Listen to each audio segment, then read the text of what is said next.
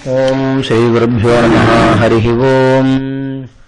शुक्लांबरधरं विष्णुं शशिवर्णं चतुर्भुजं प्रसन्नवदनं ध्यायेत् सर्वविघ्नोपशान्तये। गुरुर्ब्रह्मा गुरुर्विष्णुर्गुरुर्देवो महेश्वरः। गुरुः साक्षात् परं ब्रह्म तस्मै श्री गुरवे नमः। गुरवे सर्वलोकानां विषजे भवरोहिणां निधये सर्वविद्यानां श्री दक्षिणामूर्तये नमः। सद्गुरुचरणारविन्दाभ्यां नमः। श्रीराम राम रामेति रमे रामे मनोरमे सहस्रनाम तत्तुल्यं राम नाम वरानने। श्रीरामचंद्र परब्रह्मणे नमः। वाल्मीकि रामायणம் ஆரண்யகாண்டம் சர்க்கம் 60 ராமன் பிரலாபித்ததன் தொடர்ச்சி. ராமன் அதிவேகமாக ஆசிரமத்தை நோக்கி வரும்போது இடது கண்களின் கீழ் இமை துடித்தது. கால் இடறிற்று, தேகம் நடுங்கிற்று. இந்த அபசகுணங்கள் அடிக்கடி நேர்ந்ததை பார்த்து சீதை க்ஷேமமாக இருக்க வேண்டுமே என்று சொல்லிக் கொண்டு அவளை பார்க்க வேண்டும் என்ற ஆசையுடன் ஆசிரமத்தில் புகுந்தார். அது சூன்யமாயிருந்தது. அவருக்கு ஒன்றும் தோன்றவில்லை. வேகத்தால் தாவுகிறவரை போல் கைகால்களை உதறிக்கொண்டு சீதை வழக்கமாக இருக்கும் இடங்களை ஒவ்வொன்றாக தேடினார். ஹேமந்த ரிதுவில் தாமரை ஓடைகள் புஷ்பங்களற்று காந்தி குறைந்திருப்பது போல் அந்த பர்ணசாலை சீதை இல்லாமல் காந்தியற்றிருந்தது. மரங்களில் இலைகளும் மலர்களும் வாடி வண்டுகள் மெதுவாக சப்தம் செய்து கொண்டிருந்ததை பார்த்தால் மரங்கள் சீதையை விட்டு பிரிந்த துக்கத்தால் தேம்பி தேம்பி அழுவது போல் தோன்றிற்று. பட்சிகளும் மிருகங்களும் சந்தோஷமற்றிருந்தன. வனதேவதைகள் அங்கெங்கிருந்து ஓடிப்போயின. ஆசிரமங்களில் மான்தோள்களும் தர்பைகளும் தர்பாசனங்களும் வழக்கமான இடங்களில் இல்லாமல் சிதறி கிடந்தன. சீதை இல்லாத அந்த ஆசிரமம் ஒரே சூன்யமாக இருக்க கண்டு ராமன் துக்கம் தாங்காமல் அடிக்கடி பிரலாபித்தார். சீதையை யார் எடுத்து போனானோ, யார் கொன்றானோ, எங்கே வழி தப்பித் திரிகிறாளோ, ராட்சசர்களால் திங்கப்பட்டாளோ, விளையாட்டாக ஓடி ஒளிந்து கொண்டிருக்கிறாளோ, அல்லது இந்த காட்டில் பயந்து மறைந்து கொண்டிருக்கிறாளோ, புஷ்பங்களை பறிக்கப் போயிருக்கிறாளோ, தாமரை ஓடைகளில் ஸ்நானம் செய்ய போனாலோ, கோதாவரிக்கு போனாலோ என்று புலம்பிக் கொண்டு வெகு ஜாகிரதையாக அவளை தேடியும் காணவில்லை. சோகத்தால் கண்கள் சிவந்து பித்து பிடித்தவரை போல் ஒரு மரத்திலிருந்து மற்றொரு மரத்திற்கும், மலையிலிருந்து மலைக்கும், நதியிலிருந்து நதிக்கும் ஓடி அலைந்தார். ஓர் கடம்ப மரத்தை பார்த்து, சீதை உன்னிடத்தில் விசேஷ பிரீதியுள்ளவல்லவா, அவளை கண்டாயா, தெரிந்தால் சொல்ல மாட்டாயோ? பில்வ மரமே, சீதை உன் இளந்தளிர் போல் அழகிய நிறத்தை உடையவள், பீதாம்பரத்தை உடுத்தி இருப்பாள், உன் பழங்களைப் போன்ற ஸ்தனங்களை உடையவள். உன் தோழியை எங்கேயாவது பார்த்தாயா? நீயும் சொல்ல மாட்டாயோ? வெண்பாலை மரமே, உன்னிடத்தில் மிகுந்த அன்பு வைத்த ஜானகி பிழைத்திருக்கிறாளா இல்லையா? நீயும் சொல்ல மாட்டாயா? மருதமரமே, உன்னை போன்ற தொடைகளை உடைய என் நாயகியை கண்டாயோ? நீயும் சொல்ல மாட்டாயோ? பஞ்சாடி மரமே, நீ தளிர்த்து பூத்து வண்டுகளின் மதுரமான சப்தத்துடன் விளங்குகிறபடியால் ஏதோ சந்தோஷ சமாச்சாரத்தை சொல்லப் போகிறாய். சீதை இருக்குமிடம் உனக்கு தெரியுமா? நீயும் சொல்ல மாட்டாயோ? அசோக மரமே, உன்னை பார்ப்பவர்களின் சோகத்தை போக்குவதால் உனக்கு இந்த பெயர் கிடைத்தது. அதற்கு தகுந்தபடி என் பிரிய நாயகி இருக்கும் இடத்தை காட்டி சோகத்தால் தவிக்கும் என்னை சோகமற்றவனாகச் செய். நீயும் சொல்ல மாட்டாயோ? பனைமரமே, உன் பழங்களைப் போன்ற ஸ்தனங்களை உடைய என் பாரியை எங்கே? என்னை பார்த்ததும் உனக்கு இரக்கமில்லையா? நீயும் சொல்ல மாட்டாயா? கூங்குமரமே, புஷ்பங்களால் நிறைந்த உன்னை பார்க்கையில் மிகுந்த சந்தோஷம் உண்டாகிறது. சீதை உன் புஷ்பங்களை கண்டால் மிகுந்த பிரீதி அடைவாள். அவளை எங்கேயாவது பார்த்தாயா என்று இப்படி மா, கடம்பு, ஆச்சா, பலா, மருதாணி, மாதுளை, வேங்கை முதலிய மரங்களையும், மல்லிகை, சிறுமல்லிகை, சம்பகம், தாழை முதலிய செடிகளையும் ஒவ்வொன்றாக கேட்டுக்கொண்டே பித்து பிடித்தவரை போல் அந்த வனமெங்கும் திரிந்தார். அவை பதில் சொல்லாததால் தன்னிடத்தில் அன்பு இல்லை என்று எண்ணி ஒருவேளை மிருகங்களாவது சொல்லாதா என்று, மானே, உன்னை போன்ற கண்களையுடைய சீதையை கண்டாயோ? நீ சொல்ல மாட்டாய். யானையே, உன் துதிக்கையை போன்ற தொடைகளை உடைய சீதையை நீ பார்த்திருப்பாய். எங்கே போனாள்? நீயும் சொல்ல மாட்டாய். புலியே, அந்த மானும் யானையும் எவனிடத்தில் பயந்தோ ஒன்றும் சொல்லவில்லை. நீயோ மகாசூரன், ஒன்றிற்கும் அஞ்ச மாட்டாய். தைரியமாகச் சொல். உன்னை போன்ற அழகாக நடக்கும் சீதையை பார்த்தாயல்லவா? நீங்கள் ஒருவரும் சொல்ல மாட்டீர்கள். ஹா சீதே, உன்னை கண்டுவிட்டேன். ஏன் ஓடுகிறாய்? என்னிடத்தில் இருந்து தப்ப முடியுமா? மரங்களின் மறைவில் ஏன் நிற்கிறாய்? ஓடாதே. நான் இவ்வளவு வேண்டியும் ஏன் பதில் சொல்லவில்லை? நில் நில். என்னிடத்தில் தயவில்லையா? எல்லை மீறி பரிகாசம் செய்வது உன் வழக்கம் அல்லவே. அப்படி இருக்க என்னிடத்தில் ஏன் இவ்வளவு அலட்சியம்? ஒருவேளை அவள் உயிரோடு இல்லையோ? இருந்தால் இவ்வளவு கஷ்டப்படும் என்னை பார்த்து பொறுக்க மாட்டாளே. ஆகையால் யாரால் ஹிம்சிக்கப்பட்டாளோ? நரமாம்சத்தில் பிரியமுள்ள ராட்சசர்கள் நான் இல்லாத வேளையில் அவளை கொன்று அங்கங்களை வெட்டி தின்று விட்டார்களோ? அழகிய பல்வரிசையையும் உதடுகளையும் மூக்கையும் குண்டலங்களையும் உடைய பூர்ண சந்திரனைப் போல் உள்ள அவளுடைய முகம் இப்பொழுது களையற்று இருக்கும் என்று எண்ணுகிறேன். நான் இல்லாமல் பயந்து கதறிக் கொண்டிருக்கும் போது ராட்சசர்கள் வந்து சம்பகமலரின் நிறம் வாய்ந்து ஹாரம் முதலிய ஆபரணங்களால் அலங்கரிக்கப்பட்ட சீதையின் கழுத்தை கடித்து இரத்தத்தை குடித்தார்களோ? வளை சங்கிலி முதலிய பூஷணங்களால் விளங்கி தளிர்களைப் போல் மிருதுவான அவர்களுடைய கைகளை அந்த கொடியவர்கள் கடித்து தின்றார்களோ? அப்போது அவள் எப்படி பரிதபித்திருப்பாளோ? அங்கங்கள் எப்படி துடித்தனவோ? நடுக்காட்டில் பிரயாணிகள் கூட்டமாக போகும் பொழுது தங்களுடன் வந்த பெண்ணை துஷ்ட மிருகங்கள் தின்கும்படி விட்டு போவதைப் போல் உனக்கு சகல பந்துக்களிருந்தும் ராட்சசர்கள் உன்னை கொன்று தின்கும்படி அனாதையாக விட்டேனே. லக்ஷ்மணா, நீ மகா புத்திசாலி அல்லவா? சீதை எங்கேயாவது உன் கண்ணில் பட்டாளா? ஹா சீதே, என்னை விட்டு எங்கே போனாய் என்று அடிக்கடி கதறிக்கொண்டு காட்டிலிருந்து காட்டிற்கு ஓடினார். சில இடங்களில் வேகத்தால் சுழன்றார். சில இடங்களில் கொடிகளைக் கண்டு சீதையை பார்த்தது போல் எண்ணி திகைத்து நின்றார். சில இடங்களில் சீதையை தேடிக்கொண்டு பித்து பிடித்தவனைப் போல் அலைந்தார். இப்படி காடுகளிலும் மலை தாழ்வரைகளிலும் அலைந்து எவ்விடத்திலும் தேடி கிடைக்காமல் ஆசை விடாமல் இன்னும் மறுபடியும் தேட வேண்டுமென்று எண்ணம் உண்டாகி அலை ஆரம்பித்தார். வால்மீகி ராமாயணம் ஆரண்யகாண்டம் சர்க்கம் 61. ராமன் பிரலாபித்ததன் தொடர்ச்சி. ஆசிரமத்திலும் பர்ணசாலையிலும் சீதையை காணாமல் ஆசனம் முதலிய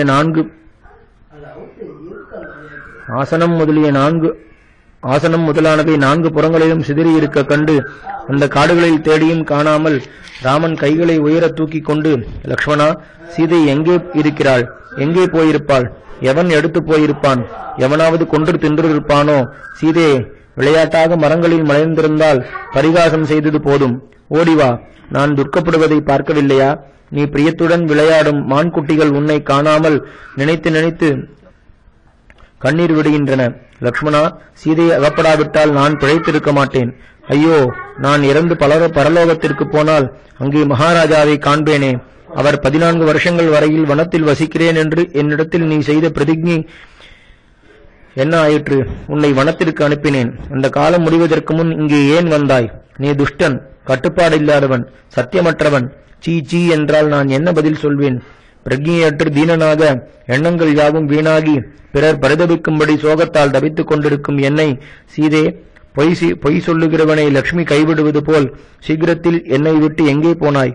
லட்சணங்கள் யாவும் பொருந்தின உத்தம ஸ்திரீ இப்படி செய்வது நியாயமா? நான் உன்னை பார்க்காவிட்டால் நிச்சயமாக உயிரை விடுவேன் என்று எவ்வளவு புலம்பியும் அவளை காணவில்லை. ஆழமான சேற்றில் அகப்பட்ட யானையைப் போல் ராமன் பிரமிப்பதை பார்த்து எப்போதும் அவருடைய ஹிதத்தையே கோரும் லக்ஷ்மணன், மகானுபாவா, வருந்த வேண்டாம், நாம் தேடுவோம். இந்த வனத்தில் பல குகைகள் உண்டு. காடுகளில் சஞ்சரிப்பதில் ஜானகிக்கு மிகுந்த பிரியம் உண்டு. ஆகையால் இந்த காட்டில் வேடிக்கையாக எங்கேயாவது சஞ்சரித்துக் கொண்டிருப்பாள், அல்லது தாமரை ஓடைகளில் ஸ்நானம் செய்ய போயிருப்பாள், அல்லது முன்போல் மறைந்திருந்து வேடிக்கையாக நம்மை அலையச் செய்ய எண்ணி இப்போது எங்கேயாவது ஒளிந்திருக்கிறாள், அல்லது நாம் பயப்பட வேண்டும் என்று இந்த காட்டில் எங்கேயாவது மறைந்திருக்கிறாளோ, நாம் தன்னை தேடி கண்டுபிடிக்கட்டும் என்று நமக்கு தெரியாத இடங்களில் பதுங்கியிருக்கிறாளோ, தங்களுக்கு பாரதியை விட்டு பிரிவது எப்போதாவது நேருமா? அவளை தேடி கண்டுபிடிப்போம். இந்த வனத்தில் ஒவ்வொரு இடத்திலும் ஜாகிரதையுடன் பார்ப்போம். இதை பற்றி கவலைப்பட வேண்டாம் என்று சமாதானம் செய்தார். இப்படி ஸ்நேகத்தாலும் பிரியத்தாலும் லக்ஷ்மணன் சொன்ன வார்த்தைகளை கேட்டு ராமன் கொஞ்சம் ஆறுதல் அடைந்து தைரியப்படுத்திக் கொண்டு சீதையை மறுபடியும் தேட ஆரம்பித்தார். புஷ்பங்களை பறிக்க ஒருவேளை எங்கே போயிருக்கிறாளோ என்று காடுகளில் தேடினார். விசித்திரமான தாதுக்களை தேடுவதற்காக எங்கே போயிருக்கிறாளோ என்று மலைகளில் தேடினார். அன்னங்களும் நீர்க்கோழிகளும் மணல் தட்டுக்களில் உட்கார்ந்திருக்கும் அழகை பார்க்க ஆசை கொண்டவளாகையால் ஒருவேளை இங்கே போயிருக்கிறாளோ என்று ஆறுகளில் தேடினார். மலர்ந்த தாமரை புஷ்பங்களால் விளங்கும் ஓடைகளில் ஸ்நானம் செய்வதில் பிரியமுள்ளவளாகையால் அங்கே தேடினார். இப்படி மலை தாழ்வர்களிலும் குகைகளிலும் சிகரங்களிலும் அந்த மலையின் 4 புறங்களிலும் தேடியும் சீதையை காணவில்லை. அப்போது ராமன், லக்ஷ்மணா, எல்லா இடங்களிலும் தேடி பார்த்தோமே, ஐயோ, சீதையை காணவில்லையே, என்ன செய்வேன் என்று கதறினார். மகா தேஜஸ்வியான தன் அண்ணன் தண்டகாரண்யத்தில் அனாதையைப் போல் பிரலாபிப்பதை பார்த்து லக்ஷ்மணன் துக்கம் மேலிட்டு, முன்காலத்தில் மகாவிஷ்ணு பலி சக்கரவர்த்தியை ஜெயித்து 3 லோகங்களையும் மீட்டார். சீதையை எடுத்து போன அந்த பாபியை தாங்களும் அப்படியே கண்டுபிடித்துக் கொன்று அவளை மீட்டு வருவீர்கள் என்று அதிக பிரியத்துடன் தேற்றினார். அதை கேட்டும் ராமன் துக்கம் தணியாமல், இந்த காட்டையும் ஓடைகளையும் இந்த மலையையும் அருவிகளையும் குகைகளையும் வெகு ஜாகிரதையாக தேடினேனே, என் பிராணநாயகியை காணவில்லையே, என்ன செய்வேன் என்று புலம்பி சீதையை விட்டு பிரிந்த சோகம் தாங்காமல் ஒரு முகூர்த்தம் வரையில் மூர்ச்சையடைந்து பிரக்ஞையற்று தேகம் மெலிந்து அசைவற்று உஷ்ணமாக பெருமூச்சு விட்டுக் கொண்டிருந்தார். பிறகு ஹா பிரியே என்று அடிக்கடி அலறி கலகலவென்று கண்ணீர் உதிர்த்தார். அப்போது அவருக்கு பரம மித்திரனான லக்ஷ்மணன் எல்லா தர்மங்களையும் அறிந்தவரானதால் வணக்கமாக கைகூப்பிக் கொண்டு பலவிதமாக சமாதானம் சொன்னார். ராமனோ அதை கொஞ்சமேனும் லட்சியம் செய்யாமல் சீதையை காணாமல் அடிக்கடி புலம்பினார். வால்மீகி ராமாயணம் ஆரண்ய காண்டம் சர்க்கம் 62. ராமன் பிரலாபம் தொடர்ச்சி.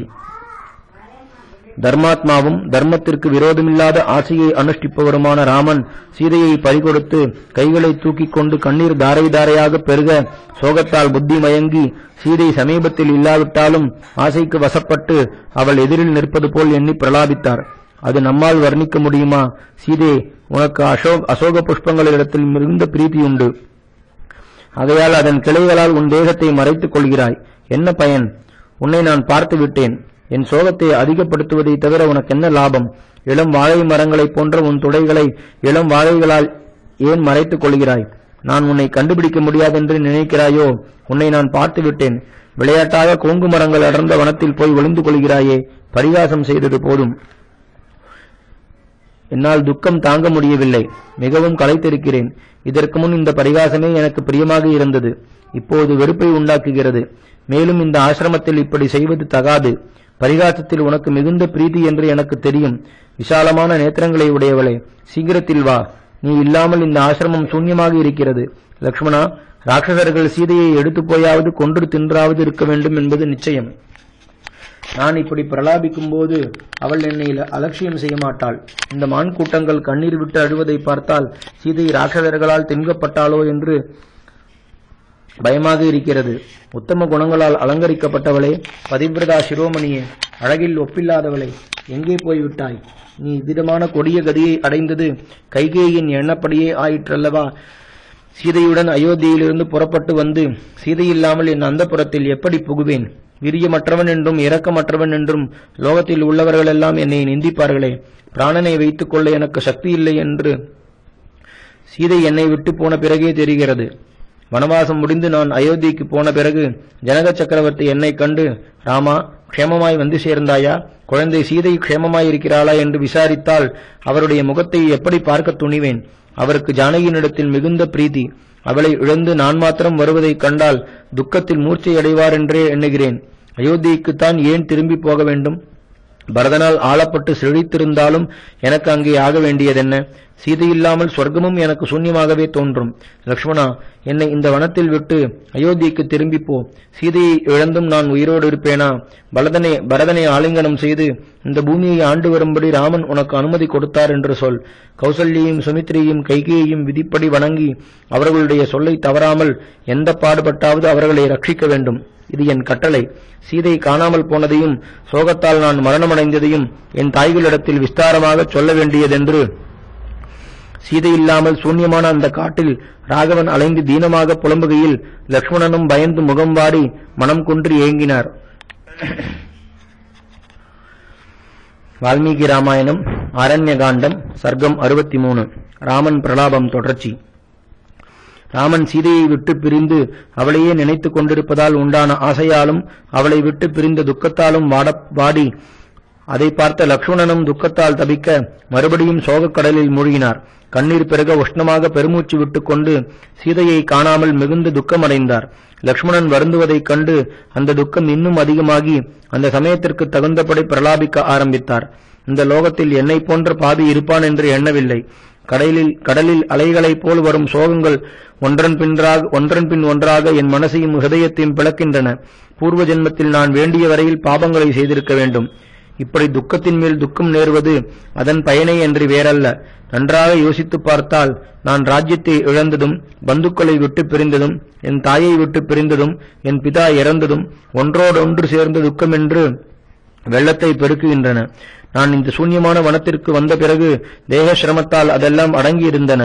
அணைந்த நெருப்பு விறகுகளால் மறுபடியும் பற்றி எரிவது போல் சீதையை விட்டு பிரிந்த துக்கத்தால் இப்போது அவை என்னை அதிகமாக தபிக்கின்றன. என் பிரிய நாயகியான சீதை சிறு பெண், மிகவும் பயந்தவள், மேன்மையான தன்மையை உடையவள். ராட்சசர்கள் அவளை எடுத்து ஆகாச மார்க்கத்தில் போகும்போது பயத்தால் அடிக்கடி கதறி இருப்பார் அல்லவா? லோகிதம் என்ற உத்தமமான சிவப்பு சந்தனம் பூச தகுந்த அவளுடைய அழகிய ஸ்தனங்கள் இரத்தத்தால் பூசப்பட்டு பார்க்க விகாரமாயிருக்குமே. மதுரமாகவும் மிருதுவாகவும் ஸ்பஷ்டமாகவும் பேசும் சீதையின் முகம் சுருண்டு கருத்த மயிர்களால் சூழப்பட்டிருக்கும் அழகை நினைக்க நினைக்க எனக்கு துக்கம் தாங்கவில்லை. ராகுவினிடத்தில் அகப்பட்ட சந்திரனைப் போல் அந்த முகம் ராட்சசர்களிடத்தில் அகப்பட்டு என்ன பாடுபடுகிறதோ. என்னிடத்தில் நீங்காத பிரீதியுள்ள சீதையின் கழுத்தில் உத்தமமான ஆகாரங்களும் மாலைகளும் பிரகாசிக்குமே. ஐயோ, அவள் ஒண்டியாயிருந்த சமயத்தில் ராட்சசர்கள் அவளை பிடித்து கழுத்தை கடித்து இரத்தத்தை குடித்தார்களோ? நானும் இல்லாமல் இந்த காட்டில் தனியாக இருக்கையில் ராட்சசர்கள் வந்து பிடித்து இழுக்கும்போது பயந்து நடுங்கி 4 புறங்களிலும் மிரண்டு பார்த்து நம்மை காணாமல் அழகுலன்றில் பட்சியைப் போல் எப்படி கதறினாளோ? லக்ஷ்மணா, கோதாவரி கரையில் இந்த இடத்திலேயே நானும் சீதையும் யாவற்றையும் மறந்து வர்ணிக்க முடியாத சுகங்களை அனுபவித்திருக்கிறோம். அவையெல்லாம் எனக்கு ஞாபகத்திற்கு வருகின்றன. இப்போது இவ்விடத்தை பார்த்தால் சூன்யமாக வெறுப்பு உண்டாகிறது. அந்த காலத்தில் இவ்விடமே எனக்கு எவ்வளவு சந்தோஷத்தை கொடுத்ததென்று சொல்ல முடியுமா? நான் சீதையினிடத்தில் வைத்திருந்த அன்பை போல் லோகத்தில் ஒருவனும் ஒரு ஸ்திரீயினிடத்தில் வைத்திருக்க மாட்டான் என்றும், ரதி கேளிகளில் நான் மகா நிபுணன் என்றும் கர்வமடைந்திருந்தேன். இந்த 2 விஷயங்களிலும் சீதை என் கர்வத்தை கெடுத்தாள். முன்பு அயோத்தியில் இருக்கும்போது என் பெற்றோர்களுடன் வசித்தபடியால் சங்கோஜமில்லாமல் இஷ்டப்படி என்னுடன் அனுபவிக்க முடியவில்லை. வனத்திற்கு வந்த பிறகு எவருடைய நிர்பந்தமும் இல்லை. எங்கள் மனஸ்போனபடியெல்லாம் அனுபவித்தோம். ஒரு நாள் கோதாவரியில் அவளும் நானும் வெகுநேரம் ஜலக்கிரீடை செய்து கொண்டிருந்தோம்.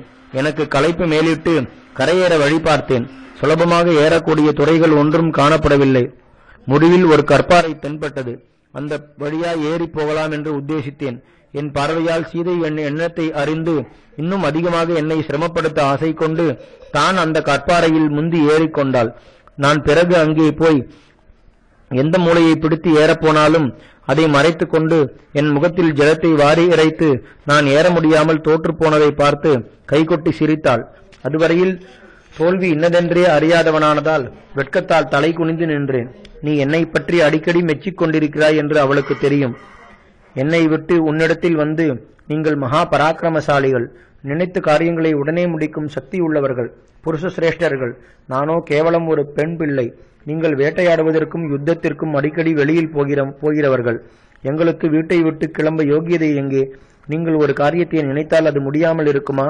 உன் அண்ணன் இன்று என்னால் ஜெயிக்கப்பட்டார். அதற்கு காரணம் என்னதென்று தெரியவில்லை என்று இப்படி இன்னும் பலவிதமாக உன்னிடம் பரிகாசம் செய்தது உனக்கு ஞாபகம் இல்லையா? நதிகளுக்குள் சிரேஷ்டமான இந்த கோதாவரியினிடத்தில் என் பிராணநாயகியான சீதைக்கு மிகுந்த பிரீதி. ஒருவேளை இங்கே வந்திருப்பாளோ? ஆனால் என்னை விட்டு தனியாக ஒருபொழுதும் இங்கே வருவதில்லை. தாமரையை போன்ற முகத்தையும் தாமரை இதழ்களைப் போன்ற கண்களையும் உடைய சீதை அந்த புஷ்பங்களை பறிக்க ஒருவேளை எங்கேயாவது போனாலோ? ஆனால் நான் இல்லாமல் தாமரை புஷ்பங்களை பறிக்க அவள் போக மாட்டாளே. புஷ்பங்களால் நிறைந்த மரச்சோலையில் பல பட்சிகள் மதுரமாக சப்திக்கின்றனவே. ஒருவேளை இங்கே இருப்பாளோ? அப்படியும் இருக்காது. ஒண்டியாக இங்கே வர பயப்படுவாளே. அடே சூர்யா, இந்த லோகத்தில் பிராணிகள் செய்யும் பாவ புண்ணியங்களையும் சொல்லும் பொய்யையும் உண்மையையும் பார்த்து கொண்டிருக்கிறாய் அல்லவா? என் பிரிய நாயகி எங்கே போனாள்? அல்லது யாராவது எடுத்து போனார்களா? சோகத்தால் தபிக்கிறேன். என்னிடத்தில் உண்மையை சொல். அடே காற்றே, சகல லோகங்களிலும் உனக்கு தெரியாத விஷயம் ஒன்றுமில்லையே. என் மனைவியை யாராவது எடுத்து போனார்களா? இறந்தாளா? வழி தப்பி அலைகிறாளா? உண்மையை சொல் என்று சோகத்திற்கு வசப்பட்டு தேகம் இழைத்து பிரக்ஞையற்று புலம்பினார். அதை கேட்டு லக்ஷ்மணனுக்கும் அடங்காத துக்கம் உண்டாயிற்று. ஆனாலும் அந்த சமயத்தில் அவர் தானும் துக்கத்திற்கு இடம் கொடுக்க கூடாதென்று மனசை தைரியப்படுத்திக் கொண்டு, அண்ணா, தங்களுக்கு இயற்கையான உத்தம குணங்கள் எல்லாம் இப்போது எங்கே போயின? துக்கப்பட்டது போதும், அதைரியப்பட வேண்டாம் மறுபடியும் இந்த வனமெங்கும் தேடுவோம். உற்சாகமுடையவர்கள் எவ்விதமான கஷ்டம் நேர்ந்தாலும் தைரியத்தை விடுவதில்லை என்று மகா தைரியசாலியான இளைய பெருமாள் சொன்னார். அதை ராமன் கொஞ்சம் கூட லட்சியம் செய்யாமல் தைரியத்தை விட்டு துக்கத்திற்கு இடம் கொடுத்து மறுபடியும் பிரலாபிக்க ஆரம்பித்தார். வால்மீகி ராமாயணம் ஆரண்யகாண்டம் சர்க்கம் 64. ராமன் சீதையை தேடினது. ரகுநாதன் லக்ஷ்மணனை பார்த்து மிகவும் தீனமாக, நீ அதிவேகமாக கோதாவரிக்கு போய் சீதை புஷ்பங்களை பறிக்க அங்கே போனாளா என்று அறிந்து வா என்றார். லக்ஷ்மணன் அப்படியே போய் தேடி பார்த்தும் சீதையை காணாமல், அண்ணா, எல்லா துறைகளிலும் தேடி பார்த்தேன், பல தடவை உரக்க கூப்பிட்டேன், எவரும் பதில் சொல்லவில்லை, அவள் எங்கே போயிருக்கிறாள் என்று என்னால் கண்டுபிடிக்க முடியவில்லை என்றார். அதை கேட்டு ராமன் மிகவும் கிளேசமடைந்து தானே கோதாவரிக்கு போய், அம்மா கோதாவரி, சீதை எங்கே போயிருக்கிறாள் சொல் என்றார். அங்குள்ள சகல பதார்த்தங்களும் கோதாவரியும் ராவணனிடத்தில் பயந்து சீதைக்கு நேர்ந்த ஆபத்தை தெரிவிக்கவில்லை. அவையெல்லாம் கோதாவரியை பார்த்து, ராமன் இவ்வளவு துக்கப்படும் போது சீதையின் விருத்தாந்தத்தை சொல்லாமல் இருப்பது பிசகு, அவசியம் சொல்ல வேண்டும் என்று பிரார்த்தித்தன. ஆனால் கோதாவரி ராவணனுடைய கோர ரூபத்தையும் பயங்கரமான செயல்களையும் நினைத்து பயந்து ஒன்றும் சொல்லவில்லை. சீதையை பார்க்கும் விஷயத்தில் தனக்கு ஒத்தாசை செய்வாள் என்று நம்பியிருந்த ராகவன் ஆசையற்று, லக்ஷ்மணா, இந்த கோதாவரியும் யாதொரு பதிலும் சொல்லவில்லையே, நான் சீதையின் மாதா பிதாக்களிடத்தில் இந்த கோர சமாச்சாரத்தை எப்படி தெரிவிப்பேன்? ராஜ்யத்தை இழந்து வனத்தில் கிடைக்கும் பதார்த்தங்களால் எப்படியோ பிழைத்துக் கொண்டிருக்கும் எனக்கு அந்த துக்கங்கள் யாதொன்றும் தோன்றாமல் தைரியம் சொல்லி சந்தோஷப்படுத்தி வந்த ஜானகி எங்கேயோ போய்விட்டாளே. பந்துக்களும் மித்திரர்களும் பாரியையும் இல்லாமல் ராத்திரி பொழுது ஒரு க்ஷணம் ஒரு யுகமாயிருக்குமே. சீதையை காணும் வரையில் மந்தாகினி, ஜனஸ்தானம், பிரசரவனம் முதலிய எல்லா இடங்களிலும் தேடுவேன். மகாவீரியமுள்ள இந்த மிருகங்களும் என்னை அடிக்கடி பார்த்து ஏதோ சமாச்சாரத்தை அடையாளங்களால் தெரிவிக்க யத்னம் செய்கின்றன என்று நினைக்கிறேன் என்றார்.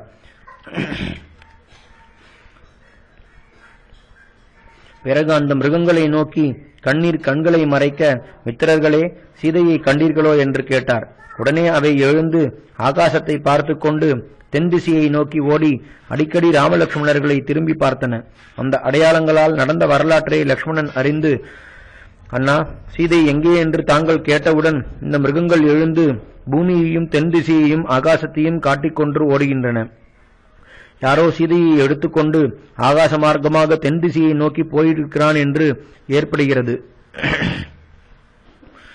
ஆகையால் ராட்சசர்கள் வசிக்கும் தென்மேற்கு திசையில் சீதையை தேடிக்கொண்டே போவோம், அவளையாவது பார்க்கலாம், அல்லது அவளை கண்டுபிடிக்க உபாயமாவது ஏற்படும் என்றார்.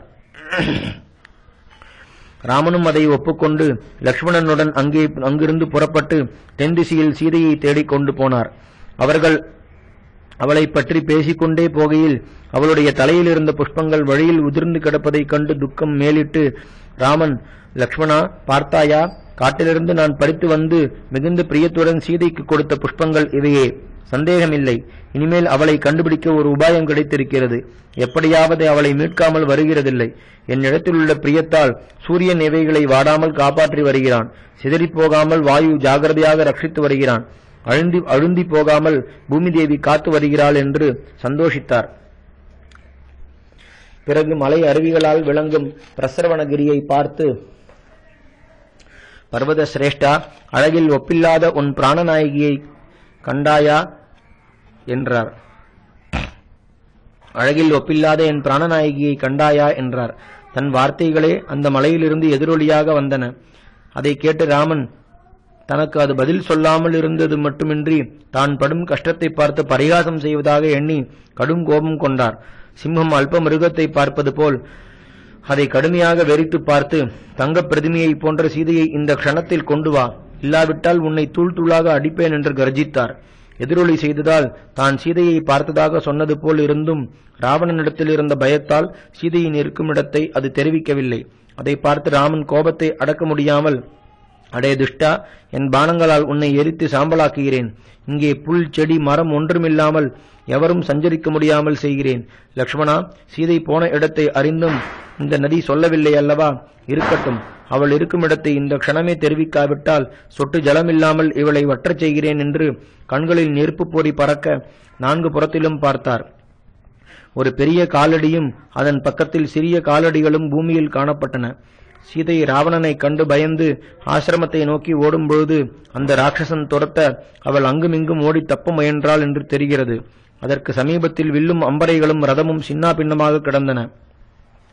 அதை கண்டு ராமன் பயந்து, லக்ஷ்மணா, சீதை தரித்திருந்த ஆபரணங்களிலிருந்து உதிர்ந்த பொன் தகடுகளையும் பல மாலைகளையும் பார். பூமியின் 4 புறத்திலும் தங்கப் பொடிகளைப் போல் இரத்தத் துளிகள் சிந்தியிருக்கின்றன. ஆகையால் பல ராட்சசர்கள் சேர்ந்து சீதையை துண்டு துண்டாக வெட்டி பங்கிட்டு தின்றார்கள் என்றே எண்ணுகிறேன். அவளுக்காக 2 ராட்சசர்கள் இங்கே கோர யுத்தம் செய்திருக்கிறார்கள். தங்கத்தாலும் முத்து மாலைகளாலும் அலங்கரிக்கப்பட்ட இந்த பெரிய வில் முறிந்து கிடக்கிறதே, இது யாருடையது? வைடூரிய மணிகள் இழைத்து பாலசூரியனைப் போல் பிரகாசிக்கும் இந்த தங்க கவசம் பிளந்து கிடக்கிறதே, இது யாருடையது?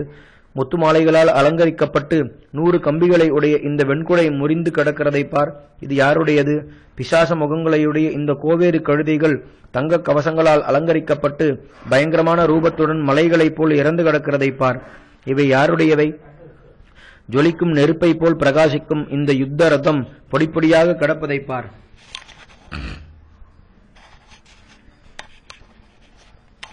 இதில் கட்டியிருக்கும் கொடியை பார்த்தால் இது சேனை தலைவனுடைய ரதம் என்று தெரிகிறது.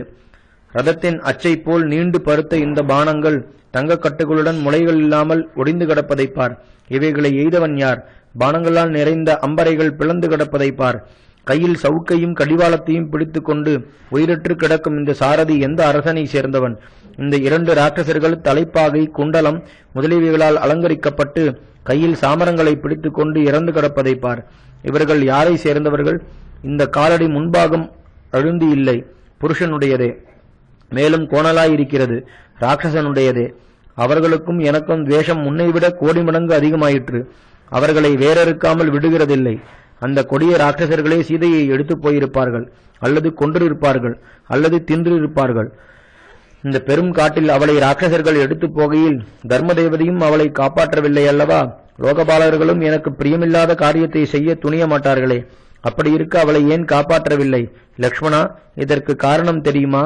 சகல லோகங்களையும் உண்டாக்கி அடிக்கும் சக்தி ஒருவனுக்கு இருந்தாலும் அவன் இரக்கத்திற்கு இடம் கொடுத்து மிருதுவாக இருந்தால் சகல பிராணிகளும் அவனுடைய மகிமையை அறியாமல் அவனை அலட்சியம் செய்யும். இது லோக சுவாவம். லோகங்களில் உள்ள ஹிருதத்தை வேண்டி இந்திரியங்களை அடக்கி மிருதுவான சுபாவம் உள்ளவனாக இருக்கிறபடியால் என்னை வீரியமற்றவன் என்றும் கையாலாகாதவன் என்றும் இப்படி அவமதிக்கிறார்கள். இரக்கம் உத்தம குணம் என்று சொல்லப்படுகிறது. அதே என்னிடத்தில் தோஷமாயிற்று. தேவதைகள் என்னை அவமதிக்கும்படியும் சீதையை எடுத்துப் போகும்படியும் நேர்ந்ததல்லவா? இந்த குணத்தால் பயன் என்ன? ராட்சசர்கள் யாவரையும் அடிக்கவே இரக்கம் என்ற குணத்தை கோபம் என்ற தோஷமாக மாற்றிக்கொண்டேன். குளிர்ந்த சந்திர கிரணங்களை அடக்கி சூரியன் அதிக பிரகாசத்துடன் உதிக்கிறது போல் நானும் அடக்கம், இரக்கம் முதலிய குணங்களை மறைத்து என் தேஜஸை வெளிப்படுத்துகிறேன். யக்ஷ, கந்தர்வ, பிசாச, கிண்ணற, ராட்சச, மனுஷ்ய கணங்கள் யாராவது சுகமாக வாழப்போவதில்லை. என் பானங்களால் ஆகாசத்தை மறைத்து 3 லோகத்தில் உள்ளவர்களையும் சஞ்சரிக்க முடியாமல் செய்கிறேன். கிரகங்களும் சந்திரனும் அக்னியும் வாயுவும் சூரியனும் அசையாமல் தடுத்து அவர்களின் தேஜஸை வாங்கிக் கொண்டு அவைகளை அடிக்கிறேன். மலைகளை பிளக்கிறேன். ஆறுகளையும் ஏரிகளையும் 3 லோகங்களையும் நாசம் செய்கிறேன். சீதையை அபாயமில்லாமல் இந்த நிமிஷத்தில் லோகபாலகர்கள் க்ஷேமமாக கொண்டு வந்து கொடுக்காவிட்டால் என் பராக்கிரமம் இவ்விதமென அறிவார்கள். இனி ஒரு பிராணியாவது ஆகாசத்தில் பறக்குமா? இந்த ஜகத்தில் உள்ள சகல பிராணிகளையும் என் பானத்தால் வதைத்து மிருகங்களை வேறறுத்து பதார்த்தங்களின் சொரூபத்தையே மாற்றி பிரபஞ்சத்தையே கதற அடிக்கிறேன். பிசாசமாவது ராட்சசனாவது மருந்துக்கு கூட கிடைக்காமல் செய்துவிடுகிறேன். நான் கோபத்துடன் விடும் பானங்களை தேவ, தைத்திய, பிசாச, ராட்சச, யக்ஷ கணங்களில் யாராவது தடுக்க முடியுமா? எல்லோரையும் துண்டு துண்டாக வெட்டி பிணக்காடாக மாற்றுகிறேன். சீதை எடுத்து போகப்பட்டிருந்தாலும் இறந்தாலும் சரி, அவளை லோகபாலகர்கள் இப்போதே கொண்டு வராவிட்டால் இந்த லோகங்களை இருந்த இடம் தெரியாமல் செய்துவிடுகிறேன். நான் அவளை விட்டு பிரிந்த காலத்தில் எப்படி இருந்தாலோ அப்படியே என்னிடத்தில் ஒப்புவிக்காவிட்டால் சகல லோகங்களையும் அவைகளில் உள்ள பிராணிகளையும் சொரூபமே இல்லாமல் செய்துவிடுவேன் என்று முகத்தில் கோபாக்னி ஜொலிக்க, கண்களில் நெருப்பு ஜுவாலை கக்க, கோதண்டத்தை கையில் எடுத்து காலதண்டத்தை போலும் மகா சர்ப்பத்தை போலும் ஜொலிக்கும் திவ்யமான பானத்தை அதில் பூட்டி பிரளய காலத்தில் பிரபஞ்சத்தை அழிக்கும் காலாக்னியைப் போல் கோபாவேசம் கொண்டு, லக்ஷ்மணா, கிழத்தனம், மரணம், காலம், விதி இவை தடுக்கப்பட்டன என்று யாராவது கேட்டதுண்டா? அப்படியே என் கோபத்தையும் தடுக்கக்கூடியவர்கள் இல்லையென்றே அறி. இந்த மானை எனக்கு பிடித்து தர வேண்டும் என்று எந்த புன்சிரிப்புடன் சீதை எனக்கு சொன்னாலோ அதே புன்சிரிப்புடன் அவளை என்னிடத்தில் ஒப்புவிக்க வேண்டும். இல்லாவிட்டால் சகல ஜகங்களையும் அழிப்பேன். இது பிசகென்று ஒருவரும் சொல்ல மாட்டார்கள்.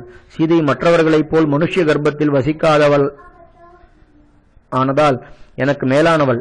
வீர சிரேஷ்டரான ஜனகருடைய பெண்ணானதால் எனக்கு சமமானவள்.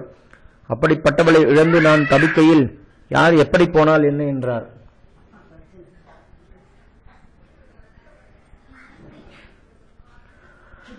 வால்மீகி ராமாயணம் ஆரண்ய காண்டம் சர்க்கம் 65. லக்ஷ்மணன் ராமனை சமாதானம் செய்தது.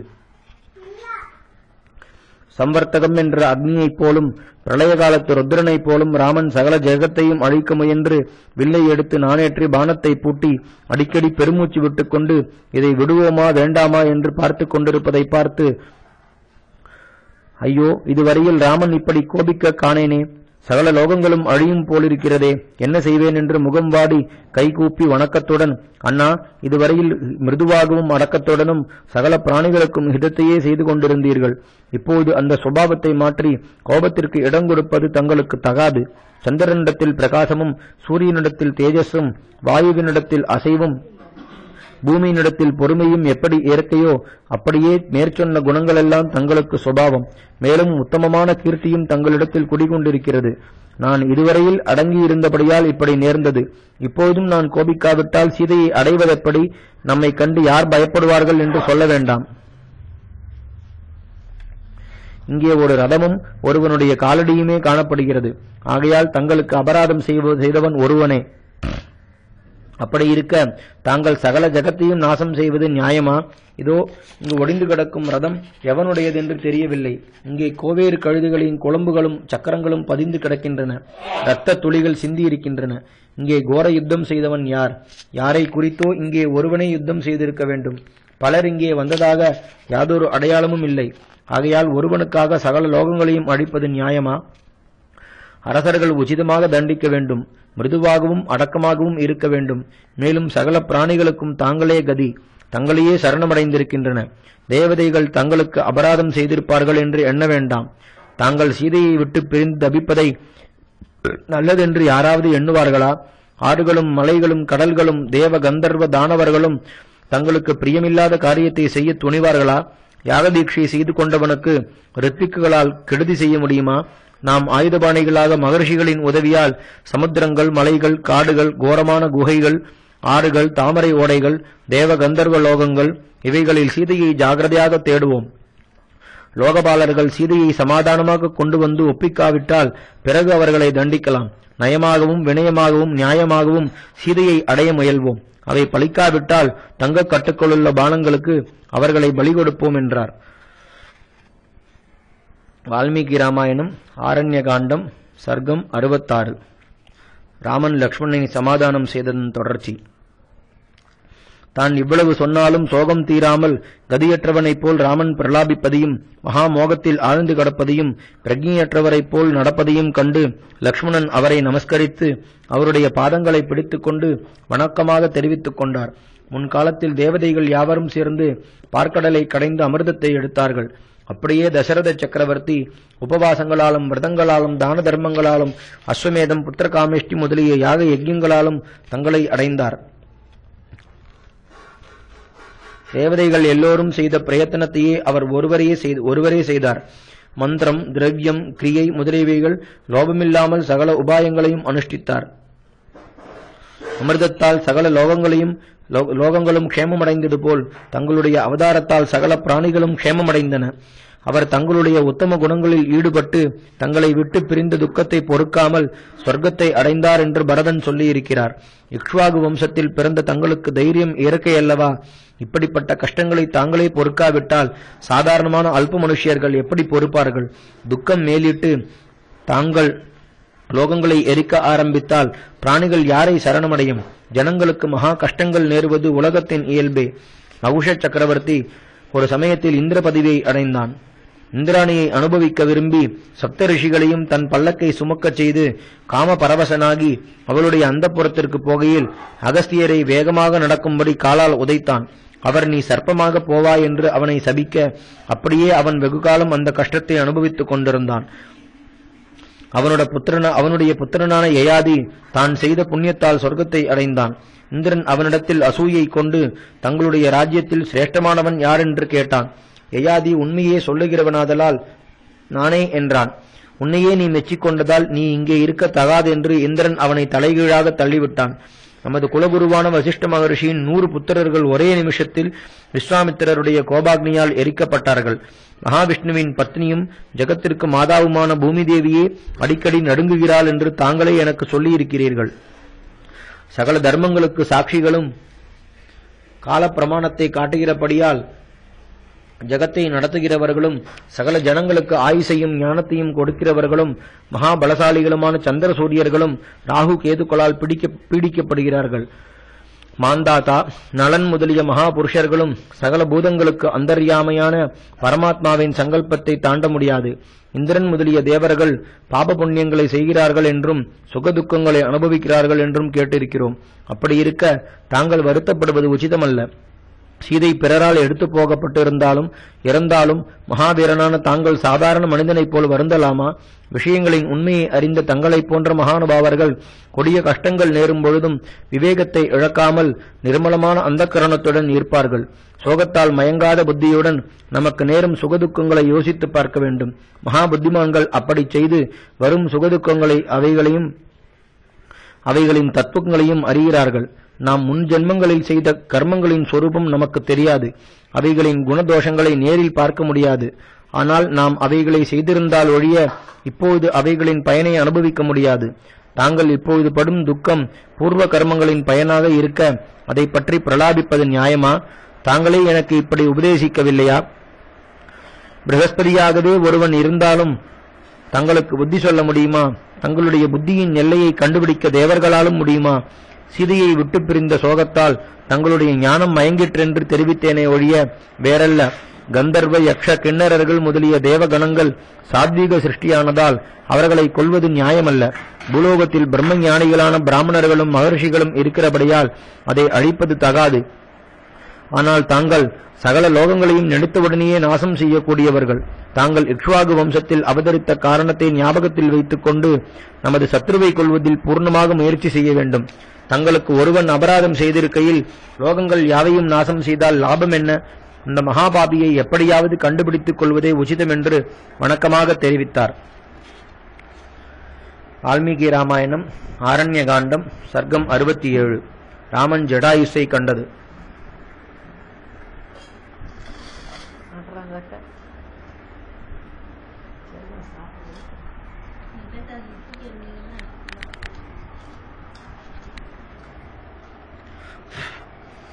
ராமன் லக்ஷ்மணனுக்கு மூத்தவர், எல்லோருக்கும் உபதேசிக்க தகுந்தவர். ஆனாலும் லக்ஷ்மணன் சொன்னது யுக்திக்கு ஒத்தும் மிகுந்த சாரத்துடனும் விளங்கிற்று. ராமன் சாரத்தை கிரகிப்பவர். ஆகையால் அவைகளை ஒப்புக்கொண்டு தனக்குள் பொங்கும் கோபத்தை அடக்கி கோதண்டத்தின் மேல் சாய்ந்து கொண்டு, லக்ஷ்மணா, இப்போது என்ன செய்வோம்? எப்படி போவோம்? எந்த உபாயத்தால் சீதையை கண்டுபிடிப்போம் என்றார். லக்ஷ்மணன், அண்ணா, இந்த ஜனஸ்தானத்திலேயே வெகு ஜாகிரதையாக தேட வேண்டும். ராட்சசர்கள் இங்கே அதிகமாக சஞ்சரிக்கிறார்கள். மரச்சோலைகளும் கொடிகளும் குகைகளும் பிளவுகளும் பள்ளத்தாக்குகளும் கிண்ணறர்கள் கந்தரர்கள் வசிக்கும் இடங்களும் இன்னும் ரகசியமான பல இடங்களும் இங்கே இருக்கின்றன. அங்கெல்லாம் நாம் இருவரும் ஜாகிரதையாக தேடுவோம். பெரிய மலைகள் பெருங்காற்றிலும் அசையாதது போல் தங்களைப் போன்ற மகா புத்திசாலிகள் எந்த ஆபத்து நேர்ந்தாலும் கலங்க மாட்டார்கள் என்று வணக்கமாக தெரிவித்தார். பிறகு அவர்கள் அந்த வனம் முழுவதிலும் ஜாகிரதையாக பரிசோதித்துக் கொண்டு போகையில் அந்த யுத்தகலத்திற்கு கொஞ்சம் தெற்கில் மலைச்சிகரத்தைப் போல் ஒரு பட்சி ரத்தம் பெருக பூமியில் கிடப்பதை கண்டார்கள். உடனே ராமன், லக்ஷ்மணா, இந்த ராட்சச பயல் சீதையை கொன்று தின்றுவிட்டு எழுந்திருக்க முடியாமல் கிடக்கிறான். நம்மை கண்டவுடன் கழுகை போல் ரூபம் எடுத்திருக்கிறான். ஜொலிக்கும் என் பானங்களுக்கு இவனை இப்போதே இரையாக்குகிறேன் என்று வில்லில் கூர்மையான பானத்தை பூட்டி கோபத்தால் பூமி முழுவதையும் நடுங்க செய்து கொண்டு அந்த பட்சியின் மேல் பாய்ந்தார். அப்போது அந்த கழுகு நுரையுடன் ரத்தத்தை கக்கிக் கொண்டு தீனமாக ராமனை பார்த்து, நீங்கள் இந்த வனத்தில் மகா ஓஷதியைப் போல் தேடிக்கொண்டு வருகிறவனையும் என் உயிரையும் ராவணன் என்ற துஷ்ட ராட்சசன் கொள்ளை கொண்டு போய்விட்டான். நீயும் லக்ஷ்மணனும் இல்லாத சமயத்தில் ராவணன் அவளை எடுத்து போனதை பார்த்தேன். உடனே நான் அவனை மறித்து அவனுடைய வில்லையும் பானங்களையும் ரதத்தையும் சாரதியையும் நாசம் செய்தேன்.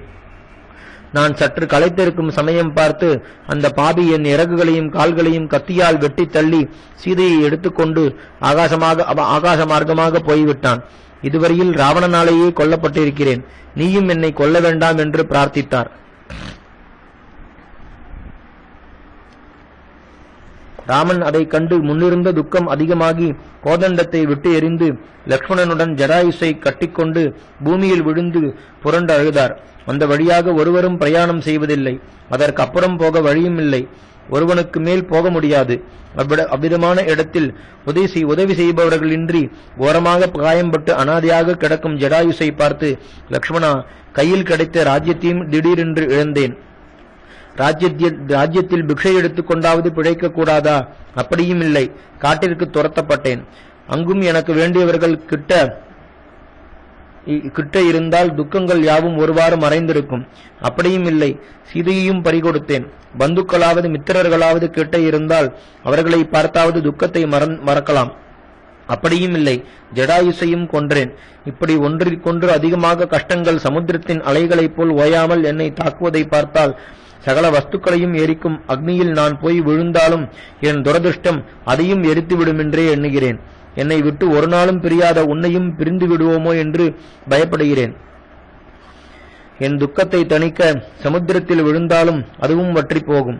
என்னை போன்ற பாக்கியஹீனன் சகல லோகங்களிலும் ஒருவனும் கிடையாது. கவலை என்ற வலையில் என்னை போன்று கட்டுப்பட்டு தவிப்பவர்கள் உண்டோ? இதோ பார், இந்த ஜடாயுஸ் நமது பிதாவிற்கு உயிர் தோழன். பிதாவைப் போல் நம்மால் பூஜிக்க தகுந்தவர், மிகுந்த வயசென்றவர், எப்போதும் நம்மை பாதுகாப்பவர். என்னுடன் சேர்ந்து என் துரதிருஷ்டத்தால் கோரமான மரணத்தை அடைந்திருக்கிறார் என்று இப்படி பலவிதமாக புலம்பிக் கொண்டு ராகவன் ஜடாயுசை தடவிக் கொடுத்தார். ராமனுக்கு தசரதரிடத்தில் எவ்வளவு பிரீதியோ அதைவிட ஜடாயுசனிடத்தில் இன்னும் அதிகம்.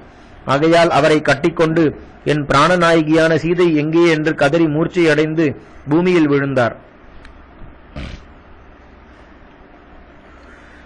வால்மீகி ராமாயணம் ஆரண்ய காண்டம் சர்க்கம் 68. ராமன் ஜடாயுசுக்கு மோட்சம் கொடுத்தது. பிறகு பிரக்ஞை தெளிந்து எழுந்து தனக்கு பிரியமித்திரனான லக்ஷ்மணனை பார்த்து, குழந்தாய், இந்த பக்ஷி என் பாரியையை ரட்சிப்பதற்காக ராவணனுடன் யுத்தம் செய்து உயிரை விடப் போகிறார். இவருடைய தேகத்தில் பிராணன் கொஞ்சம் ஆடிக்கொண்டிருக்கிறது. ஆனாலும் குரல் வர வர பலகீனமாகிறது. மரணாவஸ்தை சமீபித்து விட்டது. ஜடாயுசே, உங்களுக்கு பேச சக்தி இருந்தால் சீதையின் வரலாற்றையும் தங்களுக்கு நேர்ந்த கஷ்டத்தையும் விஸ்தாரமாக சொல்ல பிரார்த்திக்கிறேன். ராவணன் சீதையை அபகரிக்க காரணம் என்ன? நான் அவனுக்கு என்ன அபராதம் செய்தேன்? அப்போது சீதையின் முகம் எப்படி இருந்தது? அப்போது சீதை என்ன சொன்னாள்? அந்த ராட்சசனுடைய தைரியமும் ரூபமும் செய்கைகளும் எப்படிப்பட்டவை? அவன் இருக்குமிடம் எங்கே என்றார். அப்போது ஜடாயுஸ் மிகவும் மெலிந்த குரலுடன் தீனமாக, ராமா, அந்த ராட்சசேஸ்வரன் தன் மாயையால் பெரிய காற்றையும் மேகத்தையும் உண்டாக்கி சீதையை அதில் மறைத்து ஆகாச மார்க்கமாக கொண்டு போனான். நான் யுத்தம் செய்து களைத்திருக்கும் போது என் இறக்கைகளையும் விட்டுவிட்டு சீதையை எடுத்துக்கொண்டு தெற்கே போனான். மரணாவஸ்தையால் எனக்கு பிராணவாயுக்கள் நெஞ்சில் வந்தடைகின்றன, கண்கள் சுழல்கின்றன, மரங்கள் தங்கமயமாகவும் விளாமிச்ச வேரை போன்ற தலைமயிர்களை உடையவைகளாகவும் தோன்றுகின்றன. விந்தம் என்ற முகூர்த்தத்தில் ராவணன் சீதையை எடுத்து போனான். அதன் மகிமையால் நஷ்டமான பொருள் மறுபடியும் உடையவனுக்கு சீக்கிரமாக கிடைக்கும். இது ராவணனுக்கு தெரியவில்லை. உன் பாரதியான ஜானகியை எடுத்து போய் அந்த ராட்சசன் தூண்டி முள்ளை விழுங்கின மீனை போல் நிச்சயமாக இறப்பான். சீதைக்காக வருந்தாதே. ராவணனை கொன்று சீதையுடன் வெகுகாலம் சுகமாக இருப்பாய் என்று தெளிவாக பேசிக் கொண்டிருந்த ஜடாயுசின் வயிற்றிலிருந்து இரத்தமும் மாம்சமும் விழுந்தன. மரணம் சமீபித்ததால் இன்னும் எதையோ சொல்ல வேண்டுமென்று விரும்பின ஜடாயுஸ் விஸ்ரவசின் புத்திரன் குபேரனுடைய தம்பி என்று சொல்லிக் கொண்டே பிராணனை விட்டார். சொல்லும் சொல்லும் என்று ராமன் கைகூப்பி பலதடவை பிரார்த்தித்தும் அந்த பட்சியின் பிராணங்கள் தேகத்தை விட்டு கிளம்பி போயின. என்ன கஷ்டம்! கால்களை பரப்பிக்கொண்டு தலையை தரையில் போட்டுக்கொண்டு ஜடாயுஸ் மரணமடைந்தார். தலைகீழாக விழுந்ததால் கண்கள் சிவந்து மலைச்சிகரத்தை போல கிடக்கும் ஜடாயுசை பார்த்து, லக்ஷ்மணா, கோரமான ராட்சசர்கள் வசிக்கும் இந்த தண்டகாரண்யத்தில் இவர் அநேக வருஷங்களாக பயமில்லாமல் சுகமாக வசித்து வந்தார். இங்கேயே ராட்சசனால் மரணமடைந்தார். இவர் வெகுகாலம் பிழைத்திருந்து இப்போது இறக்கும்படி நேர்ந்தது. ஐயோ, காலகதியை யாரால் தடுக்க முடியும்? பார் லக்ஷ்மணா, ராவணன் சீதையை எடுத்து போகும்போது அவளை மீட்பதற்காக இந்த பக்ஷி அந்த துஷ்டனுடன் தன் உயிருள்ள வரையில் யுத்தம் செய்து கொண்டிருந்திருக்கிறது. எனக்கு இவர் செய்த உபகாரத்திற்கு எல்லையுண்டோ? எனக்கு கிடைக்க வேண்டிய ராஜ்யத்தை என் பிதாவின் உத்தரவால் கைவிட்டேன். இவரோ தான் நெடுங்காலம் ஆண்டு வந்த ராஜ்யத்தை தானாகவே விட்டு போனார். என் கோசல ராஜ்யம் இவருடைய ராஜ்யத்திற்கு ஈடல்ல. என் ராஜ்யத்திற்கு பங்காளிகள் பலருண்டு. இவர் போட்டியில்லாமல் ராஜ்யத்தை ஆண்டவர். பட்சிகளுக்கெல்லாம் அரசனாக பல தலைமுறைகளாக கிடைத்த ராஜ்யத்தை ஆண்டு வந்து எனக்காக பிராணனை விட்டார்.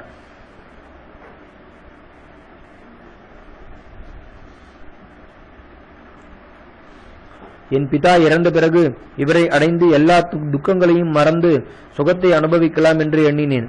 இவரும் என்னை கைவிட்டு போனார். சகல பிராணிகளும் சாதுக்களும் தர்மாத்மாக்களும் உபகாரிகளும் இருக்கிறார்கள். சீதையை இழந்ததால் உண்டான துக்கம் இதற்கு ஈடல்ல. நமது பிதா நமக்கு எப்படி பூஜிக்க தகுந்தவரோ, மரியாதை செய்ய தகுந்தவரோ, இந்த பக்ஷிராஜனும் அப்படியே. ஆகையால் அவருக்கு செய்ய வேண்டிய சகல பிரேத கிரியைகளை இவருக்கும் செய்ய வேண்டும். சீக்கிரத்தில் கட்டைகளை அடுக்கு. எனக்கு உயிரை கொடுத்த இந்த ஜடாயுசை அக்னியை கடைந்தெடுத்து தகனம் செய்ய விரும்புகிறேன் என்றார். லக்ஷ்மணனும் அப்படியே கட்டைகளை அடுக்க ராமன் ஜடாயுசை பார்த்து, மகாபலவானான பக்ஷிராஜா, யாக யஜ்யங்களை எப்போதும் செய்யும் கிரகஸ்தர்களும், பஞ்சாக்னி நடுவில் தபஸ் செய்யும் வானப்பிரஸ்தர்களும், நிவிருத்தி மார்க்கத்திலிருந்து திரும்பாத சந்நியாசிகளும், சம்சார போகங்களை விட்ட நைஷ்டிக பிரம்மச்சாரிகளும் அடையும் லோகங்களை என்னால் சம்ஸ்காரம் செய்யப்பட்ட மகிமையால் அடைய கடவீர்.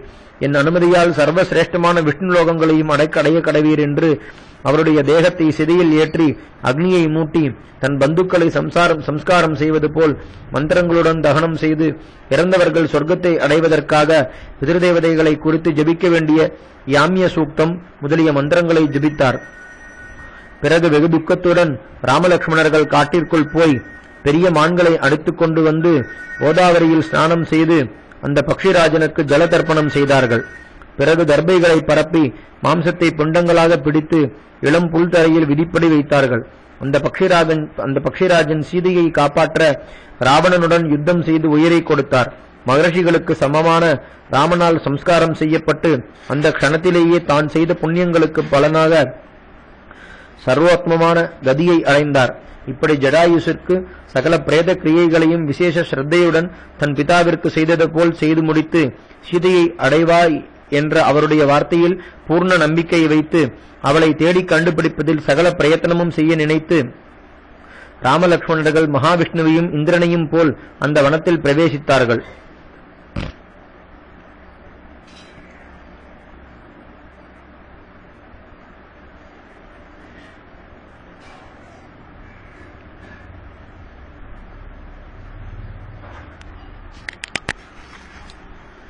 श्रीरामचंद्र परब्रह्मणे नमः.